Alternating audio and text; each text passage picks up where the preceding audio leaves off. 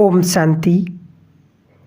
आज का विषय बहुत सुंदर है कि कई बार ब्राह्मण बच्चे, बाबा के बच्चे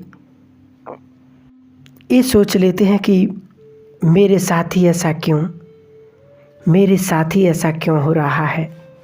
लेकिन बाबा ने मूल्यों में भी कई बार कहा कि बच्चे, जो ड्रामा में है वो फिक्स होता ही है और उसको टालने वाला भी मैं भी कुछ नहीं कर सकता। बाबा खुद कहते हैं, क्योंकि जो फिक्स रहता है वो हमने स्वयं ने फिक्स किया है।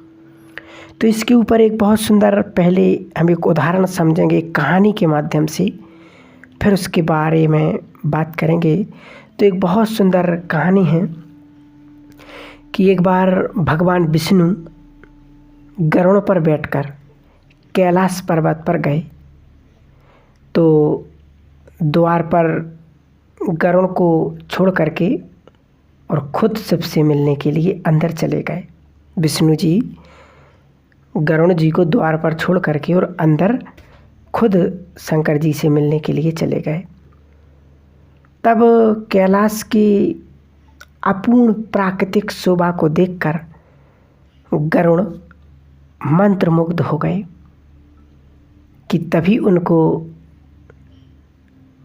उनकी नज़र एक खूबसूरत छोटी सी चिड़िया पर पड़ी। चिड़िया कुछ इतनी सुंदर थी कि गरुड़ के सारे विचार उसकी तरफ आकर्षित होने लगे। उसी समय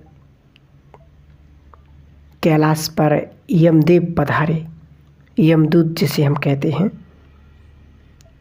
तो यमदूत अंदर जाने से पहले उन्होंने उस छोटे सी पक्षी को आश्चर्य की दृष्टि से देखा।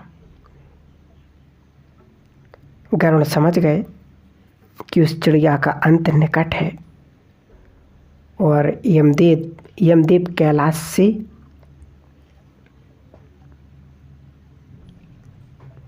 निकलते ही उसे अपने साथ यमलोक ले जाएंगे।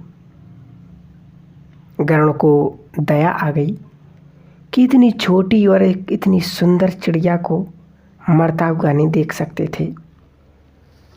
तो गरुड़ ने क्या सोचा कि अपने पंजों में दबाया और कैलाश से हजारों कोस दूर एक जंगल में एक चट्टान के ऊपर छोड़ दिया और खुद वापस कैलाश आ गए।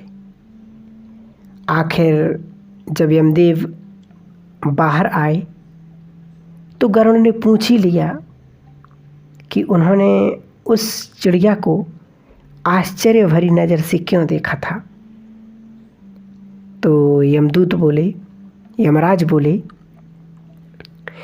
कि गरुड़, जब मैंने उस चिड़िया को देखा तो मुझे ज्ञात हो गया था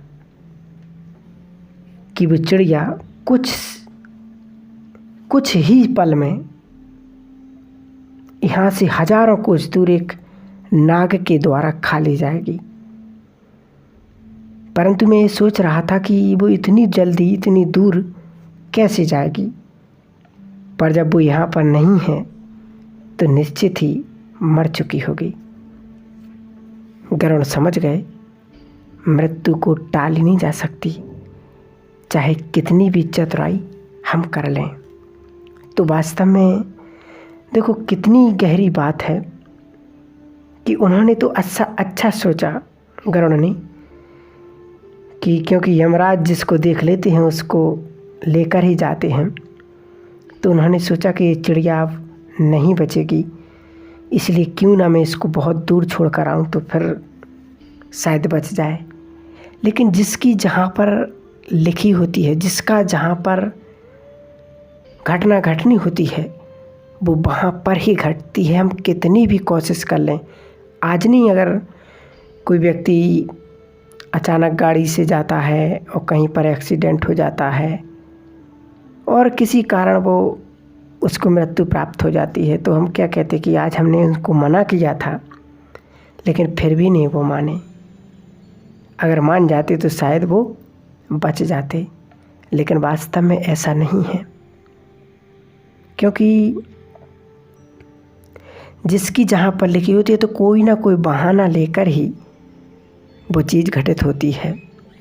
इसलिए बाबा ने हम बच्चों को बिल्कुल निश्चिंत कर दिया कि बच्चे तुम निश्चिंत रहो, जो होना है वो होकर रहेगा और जो ड्रामा में है वो होकर रहेगा। लेकिन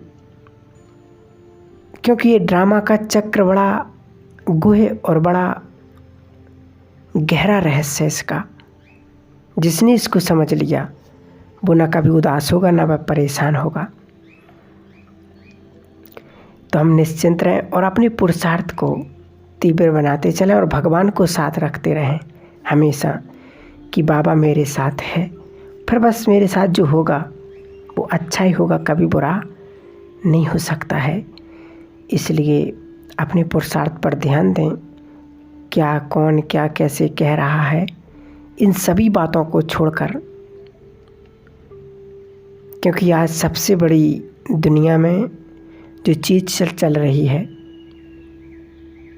वो है अशांति, भय, डर कि ऐसा ना हो जाए, ऐसा ना हो जाए।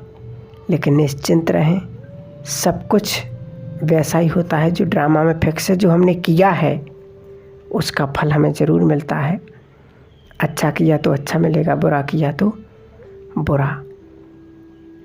इसलिए अपने भाग्य पर विश्वास रखें, स्वयं पर विश्वास रखें और बाबा पर विश्वास रखें, तो कभी भी मेरे साथ गलत नहीं हो सकता है।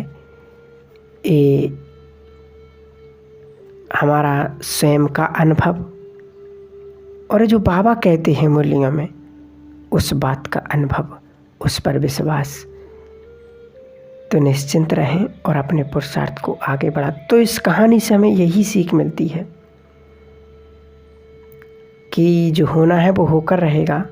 इसलिए हम व्यर्थ की बातों में, व्यर्थ की चिंता में अपने समय को बर्बाद ना करें। ओम शांति, ओम शांति।